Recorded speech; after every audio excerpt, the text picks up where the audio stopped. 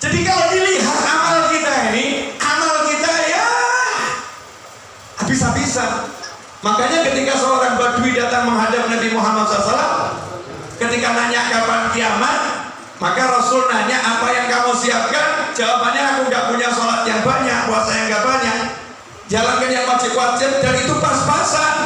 Rasul mengatakan anta ma'aman ahbabta, selesai, kamu bersama yang kamu cintai. Jadi resep kita biar dicintai Allah Ta'ala, ya kita cari satu orang yang kita cintai dan orang itu dicintai Allah Ta'ala, selesai.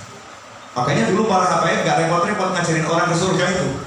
Nih kamu ya, kamu sama kiai itu dah lazimkan tuh hadir majelisnya, cintai kiai itu, pegang sama kamu nih, kiainya dan anaknya, nih kamu cintai Habib itu ya, sampai akhir hayatmu pokoknya pegang nih Habib ini, pegang terus, dikasih satu-satu, pegang nih, kamu cintai di hatimu, jangan lupa ini kendaraanmu ke akhirat, dilipat berkat cinta tadi, dimanapun berada akan bersamanya.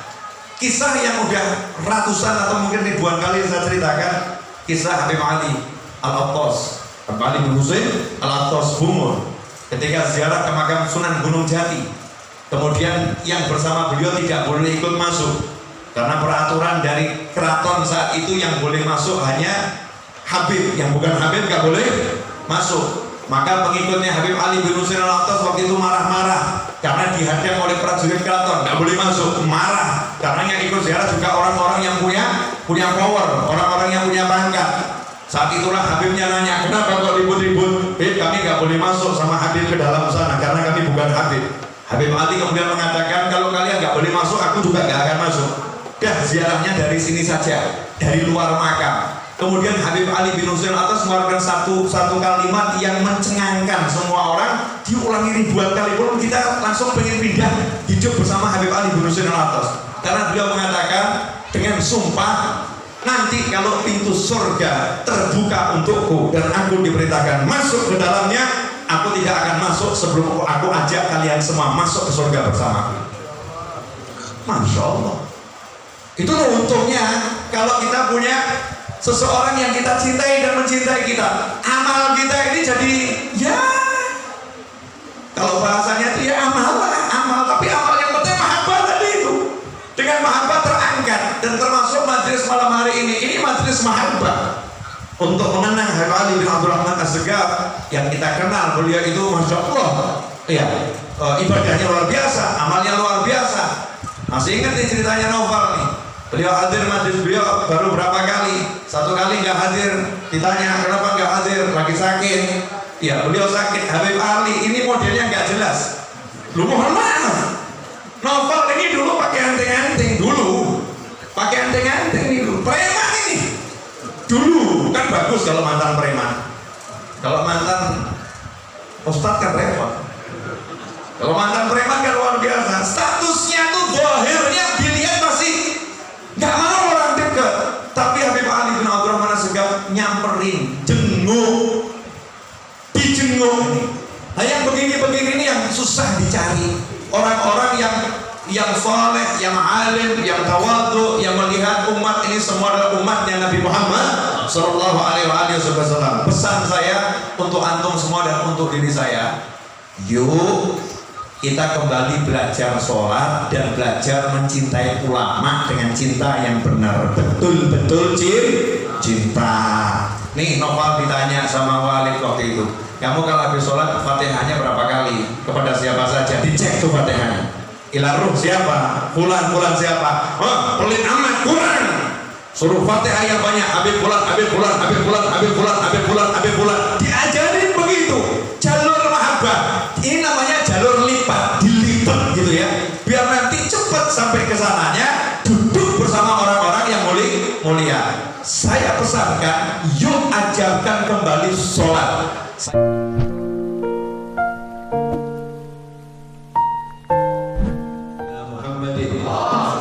افتح باب رحمة الله عدد ما في علم الله صلاة وسلاما دائمين بدوام ملك الله وعلى آله وصحبه. اللهم صل على سيدنا محمد صلاة تفتح بها لنا فتوح العارفين وتفقهنا بها في الدين وعلى آله وصحبه. السلام عليكم ورحمة الله وبركاته.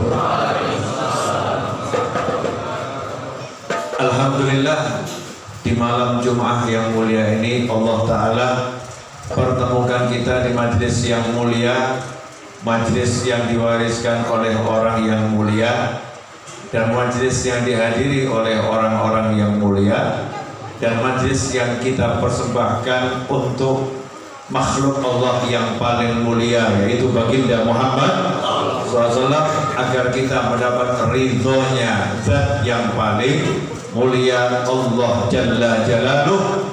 Kita dipertemukan dalam keadaan sehat wal afiah. Mudah-mudahan pertemuan ini berkah buat kita. Saya minta maaf kalau sampai membuat antum nunggu ya, karena ternyata Jakarta sudah alhamdulillah normal ya, sudah macet jalanannya, berarti Jakarta sudah normal. Alhamdulillah. Mudah-mudahan Allah Ta'ala angkat semua hal yang tidak menyenangkan dan menggantinya dengan hal-hal yang menyenangkan. Allahumma ya muhawwilal ahwal hawil ahwalana ila ahsanil hal. Dalam perjalanan tadi saya tuh mau ceramah hari ini nggak pernah tahu mau ngomong apa. Jadi ya wallahu a'lam keluarnya apa. Cuma dalam perjalanan tadi yang terbetik itu doa safar. Kita ini kalau mau melakukan perjalanan kan disuruh baca doa safar. Nah di antaranya ada kalimat wadwi anna masafata bu'adi atau bu'adah. Ya Allah, lipatlah jarak yang jauh agar menjadi dekat. Allahumma rzuqna fi safarina hadza albirra wat taqwa wa minal amali ma tarda. Kemudian minta dalam safar itu agar diberi kebaikan dan ketakwaan dan amal yang engkau ridhoi. Nah, yang terbetik di hati tadi waktu jalan, doa ini bukan hanya sekedar safar zahir dari satu kota ke kota yang lain, bukan sekedar safar lahiriah dari satu lokasi ke lokasi yang lain. Karena sebetulnya hidup itu safar. Siapa yang sedang tidak melakukan perjalanan? Nggak ada. Bumi, kita bicara bumi dulu ya. Bumi ini datar atau bulan? Bulan tapi datar. Subhanallah, bulan tapi rasanya datar. Ini kekuasaan Allah Subhanahu wa Ta'ala. Bumi ini diam atau terus bergerak? Terus bergerak. Gerakannya bumi tetap atau tidak tetap? Tetap. Berarti kalau bumi itu kendaraan, speednya teratur. Istiqomah 100 km per jam. Istiqomah 80 km per jam. Putarannya bumi nggak berubah, terus sama, berputar terus. Nah, bumi ini bergerak mengelilingi matahari. Berarti buminya ini melakukan perjalanan atau tidak melakukan perjalanan? Buminya melakukan perjalanan. Lah kita tinggal di mana? Tinggal di bumi. Berarti kita lagi naik apa? Naik kendaraan. Kendaraannya namanya apa? Pesawat antariksa. Pesawat antariksa. Siapa yang ciptakan pesawat antariksa ini? NASA? Bukan. Soviet? Bukan. Pesawat antariksa ini ciptaannya Allah Ta'ala. Namanya bumi. Bergerak di angkasa yang luar biasa. Dan hebatnya, pesawat ini tidak pernah geser dari jalannya. Kalau sampai pesawat yang namanya bumi ini geser sedikit dari jalannya, kiamat akan hancur. Betul atau betul? Nah, pengajian malam hari ini bersama Mas Novel bahas ini. Tadi udah banyak yang disampaikan oleh ikhwani, saudara-saudara saya. Sudah banyak yang disampaikan, tapi yang ini mungkin belum dan mudah-mudahan belum. Ya, mudah-mudahan belum, karena ini sudut pandang ketemunya di jalan. Ya, ketemunya di jalan. Boleh saya ulangi dikit? Ya, jadi saat ini walaupun antum duduk, sebetulnya antum lagi naik pesawat. Pesawatnya namanya bumi. Buminya sedang bergerak, berputar, kemudian keliling jagat raya. Titik porosnya adalah matahari. Sekarang saya mau nanya, berarti kita ini naik pesawat pakai waktu atau nggak pakai waktu? Pakai kan ya? Detik demi detik ini berjalan, hari. Nah, sampai nanti waktunya habis. Perjalanannya selesai enggak? Enggak. Berlanjut. Perjalanannya berlanjut. Jadi kematian itu tidak menyelesaikan perjalanan, karena perjalanan baru berakhir. Finishnya itu hanya ada dua tempat, jannah atau na'udzubillah min dzalik, surga atau neraka. Kalau udah dibuka pintu surga dan kaki kita masuk, dan kita insya Allah masuk dan ucap alhamdulillah, masuk garis finish. Di situ kita tidak melakukan perjalanan lagi, tapi menikmati tempat tujuan. Batas waktunya berapa lama? Unlimited di tempat tujuan, selama-lamanya, nikmat luar biasa. Nah, diajari doa oleh Nabi Muhammad SAW. Namanya doa safar. Dalam doa safar itu ada pesan yang luar biasa. Allahumma rzuqna fi safarina hadzal birra wat taqwa. Jadi bekalnya orang jalan itu bukan duit. Allahumma rzuqna fi safarina hadzal birra wat taqwa. Ya Allah, berilah rezeki kami dalam safar kami ini al birra wat taqwa, kebaikan dan ketakwaan. Makanya kalau kita mau sampai garis finish, sampai jannah, sampai surganya Allah Ta'ala, carinya bekal dalam perjalanan bukan al-fulusu wal duitu wal artau, ya, wal uamu, bukan semua itu, tapi bekalnya adalah albir, kebajikan. Bekalnya adalah kebaikan. Kalau udah dapat rezeki yang namanya kebaikan, rezeki yang namanya takwa, maka perjalanannya pasti akan sampai tujuan. Karena bekalnya betul. Betul. Saya mau nanya, mobilmu pakai bensin, tapi bekalmu diesel, solar, kira-kira jebol nggak mesinnya? Jebol. Bensinnya habis diisi solar, jebol. Dalam kehidupan ini, kalau sampai bumi bergeser sedikit, kiamat. Maka dalam hidup ini, kalau jalan kita bergeser sedikit dari jalannya Allah Ta'ala, kiamat untuk kita, hancur untuk kita. Sabar ya, ini belum pengajian. Belum, antum pasti ya masih ngeraba-ngeraba. Ini Habib mau ngomong apa sih ya? Sebetulnya mau ngomong apa? Judulnya juga saya nggak tahu apa yang saya omongkan. Jadi kalau antum bisa paham yang saya omongkan, berarti luar biasa. Saya kan lagi tadi ingat-ingat di jalan, ingat doa safar. Bekalnya orang safar, kebajikan, ketakwaan.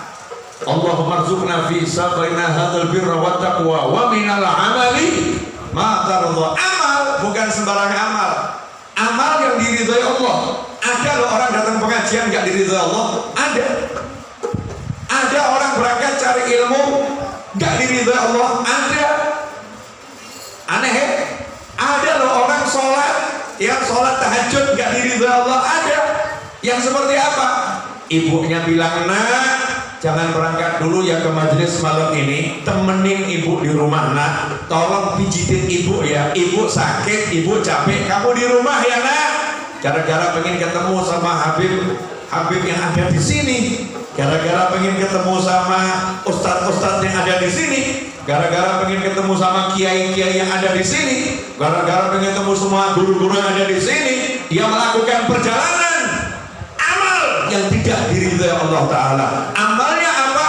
Meninggalkan orang tuanya dalam keadaan sedih, dalam keadaan terluka, orang tuanya hatinya gak senang. Ini amal wujudnya cari ilmu, tetapi la yarallah, Allah gak ridho sama cari ilmu yang model begini.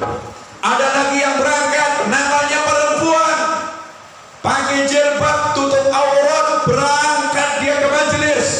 Sementara berangkatnya bukan untuk belajar ilmu yang wajib, bukan belajar ilmu sholat, bukan belajar ilmu puasa, bukan belajar ilmu zakat, bukan belajar ilmu wudhu, tapi ilmu sekedar menghibur hati, sekedar menghibur hati. Di majelis bagus, tapi bukan ilmu yang fardhu ain, bukan ilmu yang kewajiban setiap muslim. Sementara suaminya mengatakan, jangan keluar kamu, di rumah saja temani aku. Dia nekat keluar, maka keluarnya istri yang seperti ini, walaupun wujudnya cari ilmu, tidak diridhai oleh Allah Subhanahu wa Ta'ala. Wa minal amali ma tardha, amal yang kamu ridhai, bukan sekedar amal soleh. Ada amal soleh tapi pelakunya gak diridhoi oleh Allah Subhanahu wa Ta'ala. Kemudian ada satu kalimat lagi, wakwi, dan tolong ya Allah jarak yang jauh itu lipat jadi dekat buat kami. Nah ini yang mau saya bahas, insya Allah 10-15 menit selesai, boleh? Ya kan sudah dari maghrib tadi. Saya kan datang ujung saja ya, tapi jangan lihat ujungnya, berangkatnya juga sama. Yang berangkatnya juga sama, melipat jarak. Jadi kalau misalnya saya punya kemampuan ini, ya terbukti saya belum dikasih kemampuan itu karena terlambat. Ya kan, kalau udah punya kemampuan seperti Allahyarham Yai Mangli. Yai Mangli itu maghrib kurang setengah jam masih ada di Salatiga. Ya, sementara Isya sudah harus di Jakarta. Gak naik pesawat, naik mobil, toko nyampe di lokasi lebih cepat dari panitia. Itu Yai Mangli, Allahyarhamuh ya, Mbah Yai Mangli punya kemampuan melipat jarak, dan itu kesaksian supirnya. Tahu nggak syaratnya jadi supirnya Kiai Mangli? Makanya saya nggak lulus kalau suruh jadi supirnya Kiai Mangli, meskipun saya ini pembalap. Syaratnya jadi supirnya Kiai Mangli itu harus selalu dalam keadaan berpuasa. Jadi nyupiri kemanapun harus puasa. Saya ketemu sama supirnya, gimana? Ya waktu nyupiri harus puasa ya. Sanggup? Udah jadi supir jauh puasa, sanggup? Udahlah nyerah, ngaku aja. Oh nggak jadi supir aja nggak sanggup, apalagi jadi supir. Nah, ini ada manusia-manusia yang dikaruniai ilmu melipat jarak, sekali langkah selesai sampai, karena dirinya ini digerakkan sama ruh. Apa kata hati? Pengen ke satu tempat, hatinya pengen langsung sampai ke lokasi. Kecepatannya kecepatan ruh. Nah kalau urusan dohir ada jarak yang dilipat, maka urusan batin ada jarak yang dilipat. Bagaimana caranya kita bisa langsung dekat dengan Nabi Muhammad SAW? Bagaimana caranya langsung kita bisa bersama Nabi Muhammad SAW? Padahal jarak antara kita dengan Nabi SAW kalau urusan waktu 1400 tahun. Kalau urusan makom, Masya Allah, kita ini umat akhir zaman. Jangan merasa umat yang hebat. Mohon maaf, kita umat yang paling hebat dari umat yang lain. Tapi jangan merasa lebih hebat dari orang-orang sebelum kita. Nabi menyatakan SAW dalam sebuah hadis, sebaik-baik masa adalah masaku, dan masa setelahnya dan masa setelahnya. Artinya masa setelah sahabat, masa tabi'in, masa setelah tabi'in, tabi'in dan seterusnya. Semakin ke sana kualitasnya semakin menurun sampai nanti datang kiamat itu di masa yang terburuk. Jadi kalau lihat makom kita sebagai umat Nabi SAW, kita ini makomnya ya makom yaminat du'afa, ya lemahnya luar biasa. Nah gimana caranya kita yang makomnya lemah ini, yang berada di ujung, bisa dikumpulkan langsung bersama yang makomnya tertinggi, yaitu Nabi Muhammad Sallallahu Alaihi Wasallam. Doa safar ini jawabannya, jarak yang jauh itu bisa dilipat oleh Allah Ta'ala, sehingga amal kita nggak dilihat, kekurangan kita nggak dilihat, segala hal yang kurang betul di diri kita nggak dilihat, tiba-tiba kita sampai di sana. Kalau dilihat mobilnya, mungkin mobil tahun 90. Kalau dilihat mesinnya, mungkin cuma 1000 cc. Kalau dilihat bahan bakarnya, mungkin cuma premium, bukan pertama turbo. Ya, kalau dilihat sopirnya, mungkin matanya rabun. Kalau dilihat sopirnya, matanya mungkin rabun. Kalau dilihat bannya, mungkin sudah tipis semua. Kalau dilihat jalan yang ditempuh, mungkin jalan kampung, bukan jalan tol. Tapi karena Allah yang menyampaikan, dalam waktu singkat sampai ke tujuan. Bisa paham ini enggak? Kalau nggak paham ya nggak apa-apa. Orang belajar tuh nggak harus paham. Yang penting mendengarkan dulu. Urusan paham nggak paham nanti Allah yang memahamkan. Nah, saya cuma mengambil contoh Akhina Novel ini. Selalu saya kalau ceramah di sini contohnya nggak orang lain. Novel. Semoga semakin sehat walafiat, amin. Semakin taat, amin. Dan semakin bahagia selama dunia akhirat, amin. Akhina Novel ini, coba cek bodinya, nggak jelas. Beda dengan beliau. Kalau beliau kan masya Allah ganteng, Allah SWT ya kan, badannya juga ideal, saya ya kan ya. Asal tahan nafas gini kan perut kelihatan datar ya, bukan bumi bulat, udah. Ini bumi datar nih kalau tahan nafas dilepaskan ya begini jadinya. Ini harus ada teknik untuk menarik perut ke dalam, butuh latihan. Ketika depan kamera otomatis perut saya itu masuk ke dalam, otomatis. Ya, tidak ada kamera balik lagi keluar. Ya. Kalau secara fisik yang tertarik sama Novel ini ya istrinya sangat tertarik. Tapi kalau Habib ini, masya Allah, istrinya dan yang belum jadi istrinya juga tertarik. Wah, sama-sama ganteng gitu. Lu wajar kan ya orang ganteng. Amalnya, lihat amalnya Novel, masya Allah. Kalau dia suruh ngaku, pusing lihat amalnya sendiri. Oh saya misalnya juga ya, lihat amal saya sendiri pusing. Apa amalnya? Sholat, maaf ya, apakah sholatnya 5 waktu jamaah di Masjidil Haram? Enggak. Apakah malam tahajud 1000 rakaat? Enggak.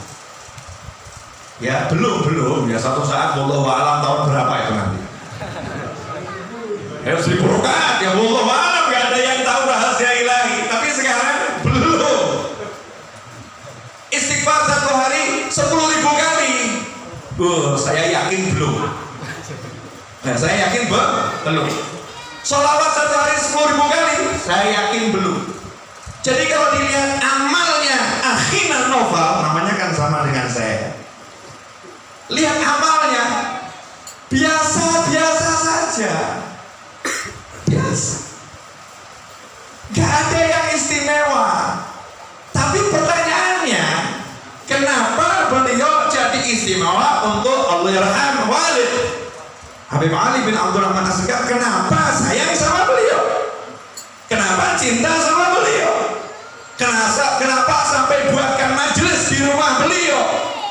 Watwi masafata bu'd. Ya Allah, jarak yang jauh tadi tolong dilipat jadi dekat. Sehingga amal yang enggak dilihat, kekurangan yang enggak dilihat, yang dilihat cuma satu, mahabbah, cintanya kepada Allah dan Nabi Muhammad SAW. Sehingga diangkat oleh Habib Ali, diangkat jadi muridnya, dibuatkan majelis, diingat dimanapun berada. Sampai-sampai saya ditelepon dulu sama saat Allahyarham masih hidup, mengatakan kepada saya, ana hu wa hu ana. Itu saya nggak mungkin lupa. Saya adalah dia dan dia adalah saya. Saya agak aneh juga waktu itu. Yakin itu model kayak gini, ana hu wa hu ana.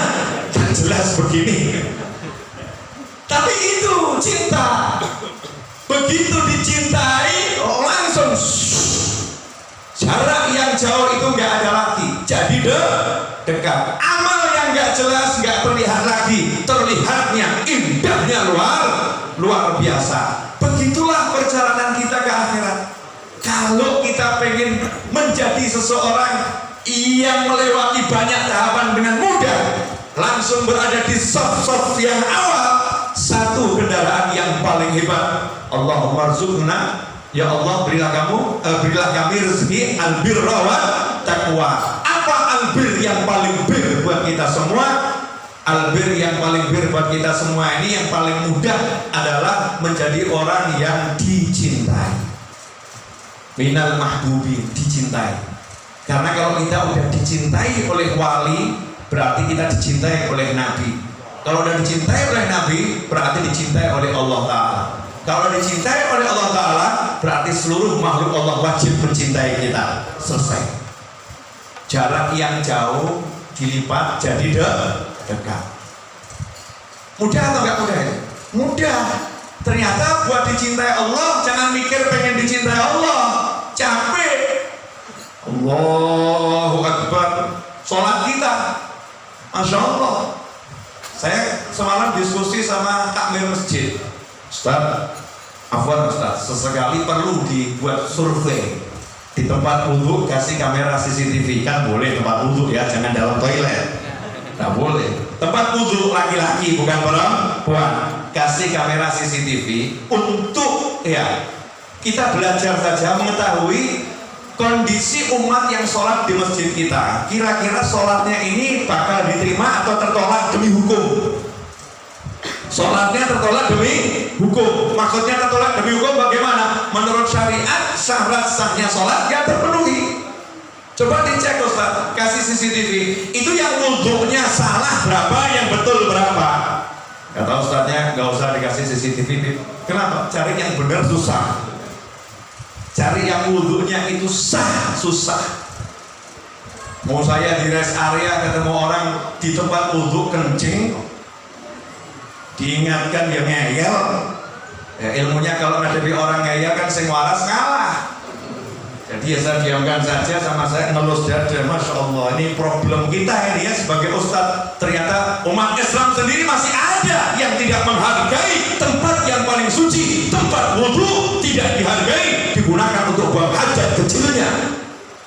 Ketemu yang seperti itu, ya anggap saja masih kurang ilmunya. Mungkin yaitu di kampungnya toilet ini, mungkin begitu. Dikasih tahu mungkin nggak paham bahasa kita. Saya pakai bahasa Indonesia, mungkin dia warga Jepang, nggak paham mungkin. Yang husnudzon saja. Wudhunya, kalau kita cek wudhunya orang-orang yang sholat ini, banyak yang wudhunya amburadul. Sholatnya, Masya Allah. Makanya takmir masjid dimanapun antum berada untuk sholat Jumat, tolong perhatikan khatib kalau khutbah jangan lama-lama. Kenapa? Karena kalau khutbahnya lama-lama, jamaah Jumatnya pada tidur. Sedangkan yang tidur tidak paham ilmu fikih, bagaimana caranya tidur yang tidak membatalkan wudhu.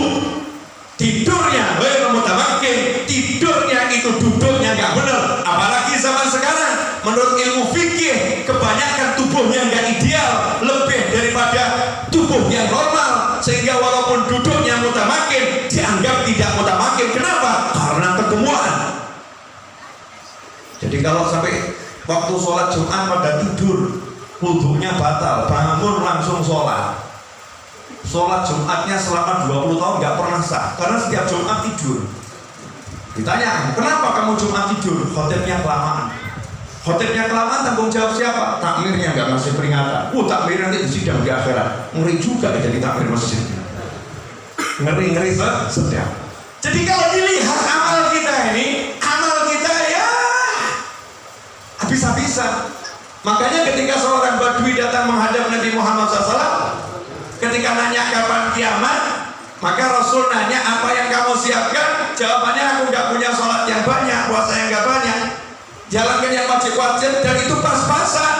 Rasul mengatakan, anta ma'aman ahbabta, selesai, kamu bersama yang kamu cintai. Jadi resep kita biar dicintai Allah Ta'ala, ya kita cari satu orang yang kita cintai dan orang itu dicintai Allah Ta'ala, selesai. Makanya dulu para habaib gak repot-repot ngajarin orang ke surga itu. Nih kamu ya, kamu sama kiai itu udah lazimkan tuh hadir majelisnya, cintai kiai itu, pegang sama kamu nih kiainya gandeng anaknya, nih kamu cintai Habib itu ya sampai akhir hayatmu, pokoknya pegang nih Habib ini, pegang terus, dikasih satu-satu, pegang nih, kamu cintai di hatimu, jangan lupa ini kendaraanmu ke akhirat, dilipat berkat cinta tadi, dimanapun berada akan bersamanya. Kisah yang udah ratusan atau mungkin ribuan kali saya ceritakan, kisah Habib Ali Al-Attas, Habib Ali bin Husain Al-Attas Bungur, ketika ziarah ke makam Sunan Gunung Jati. Kemudian yang bersama beliau tidak boleh ikut masuk karena peraturan dari keraton saat itu yang boleh masuk hanya Habib, yang bukan Habib gak boleh masuk. Maka pengikutnya Habib Ali bin Husain Al-Attas waktu itu marah-marah karena dihadang oleh prajurit keraton, gak boleh masuk, marah karena yang ikut ziarah juga orang-orang yang punya power, orang-orang yang punya pangkat. Saat itulah Habibnya nanya, kenapa kok ribut-ribut? Kami gak boleh masuk sama Habib ke dalam sana karena kami bukan Habib. Habib Ali kemudian mengatakan, kalau kalian gak boleh masuk, aku juga gak akan masuk. Dah ziarahnya dari sini saja, dari luar makam. Kemudian Habib Ali bin Husain Al-Attas mengeluarkan satu kalimat yang mencengangkan semua orang, diulangi ribuan kali pun kita langsung pengen pindah hidup bersama Habib Ali bin Husain Al-Attas. Karena beliau mengatakan dengan sumpah, nanti kalau pintu surga terbuka untukku dan aku diperintahkan masuk ke dalamnya, aku tidak akan masuk sebelum aku ajak kalian semua masuk ke surga bersamaku. Masya Allah. Itu loh untungnya kalau kita punya seseorang yang kita cintai dan mencintai kita. Amal kita ini jadi ya, kalau bahasanya itu ya amal, tapi amal yang penting mahabbah tadi itu. Dengan mahabbah terangkat, dan termasuk majelis malam hari ini majelis mahabbah untuk mengenang Habib Ali bin Abdul Rahman As-Segaf yang kita kenal. Beliau itu Masya Allah ya, ibadahnya luar biasa, amalnya luar biasa. Masih ingat nih ceritanya Novel nih, beliau hadir majelis beliau baru berapa kali, satu kali nggak hadir, ditanya kenapa nggak hadir, lagi sakit ya, beliau sakit. Habib Ali ini modelnya nggak jelas, lu mohon maaf, Novel ini dulu pakai anting-anting, preman ini dulu kan bagus kalau mantan preman, kalau mantan ustadz kan repot. Kalau mantan preman kan luar biasa, statusnya tuh zahirnya dilihat masih nggak mau orang dekat, tapi Habib Ali bin Abdul Rahman As-Segaf nyamperin, dijenguk ini. Nah yang begini-begini ini yang susah dicari, orang-orang yang soleh, yang alim, yang tawadhu, yang melihat umat ini semua adalah umatnya Nabi Muhammad Sallallahu Alaihi Wasallam. Pesan saya untuk antum semua dan untuk diri saya, yuk kita kembali belajar sholat dan belajar mencintai ulama dengan cinta yang benar, betul-betul cinta. Nih Novel ditanya sama Walid waktu itu, kamu kalau habis sholat Fatihahnya berapa kali? Kepada siapa saja? Dicek tuh Fatihahnya. Ilaruh siapa? Fulan siapa? Oh, pelit amat, kurang. Suruh Fatihah yang banyak. Habib fulan. Diajarin begitu. Jalur mahabbah. Ini namanya jalur lipat, dilipat gitu ya. Biar nanti cepat sampai ke sananya, duduk bersama orang-orang yang mulia. Saya pesankan, yuk ajarkan kembali sholat. Saya dengar dari salah satu orang Betawi. Saya kan orang Solo ya, Jawa ya. Ini orang Betawi yang ngomong sama saya, Habib, dulu orang Betawi dulu, saya nggak tahu yang sekarang, karena ini ada kalimatnya dulu. Orang-orang Betawi dulu yang tua-tua itu ngomong sama anaknya dari kecil. Nanti kalau umur 7 tahun kamu nggak sholat jamaah di masjid, kalau ayah ibu pukul jangan marah. Umur 7 tahun nggak sholat jamaah di masjid, ayah ibu kamu pukul jangan marah. Itu kalimatnya orang-orang Betawi. Setiap hari anaknya masih umur 3 tahun 4 tahun diajarin sholat dan dikasih warning, early warning ya, peringatan dini. Umur 7 tahun kamu nggak sholat jamaah di masjid, kalau ayah dan ibu pukul jangan marah, jangan salahkan kami. Sehingga umur 7 tahun itu anak kalau nggak kedapatan jamaah di masjid, yang menyerahkan dirinya baik-baik sama orang tuanya, siap dipukul. Nah sekarang mana ini orang tua yang nyari anaknya sholat di masjid waktu maghrib, anaknya nggak pulang ke rumah, nggak dicari, mana ini orang tuanya? Anaknya isya nggak tahu di mana, ditanya anakmu di mana, nggak paham, nggak tahu anaknya di mana, hilang anaknya, nggak diajarin sholat, nggak diajarin wudhu, nggak diajarin ilmu yang paling utama. Nah insya Allah kalau kita kembali belajar yang paling dasar dan itu yang paling tinggi, ilmu sholat adalah ilmu yang paling afdal karena menerimanya harus langsung dari Allah Subhanahu wa ta'ala, dan ilmu yang tidak dibahas di muka bumi tapi ilmu yang harus diterima di Sidratul Muntaha, ilmu yang bukan laduni masuk langsung ke dalam hati tapi ilmu yang menerimanya Rasul harus bertemu dengan zat ilahi, ilmu yang alam untuk menerimanya bukan alam dunia ini tapi alam akhirah yang diduniakan untuk Nabi Muhammad SAW. Ilmu yang paling tinggi. Ikhwani rahimakumullah, jazakumullah khairan. Saya rasa cukup, mudah-mudahan berkah buat saya. Ingat ya, pengen nggak dilipat jaraknya? Pengen. Cari orang soleh satu, nggak usah banyak-banyak. Satu dipegang, dicintai. Ya satu dipegang, dicintai. Insya Allah kita tercatat minal mahbubin indal awliya wassalihin wal afwinkum wa sallallahu ala sayyidina Muhammadin wa alihi wasallam walhamdulillahi rabbil alamin. Wassalamualaikum warahmatullahi wabarakatuh. Assalamualaikum warahmatullahi wabarakatuh. قال رسول الله صلى الله عليه وسلم قال ما قلت انا والنبي من قبل لا اله الا الله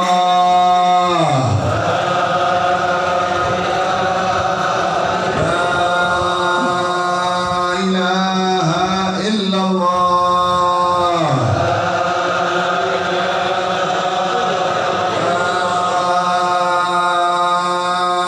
لا اله الا الله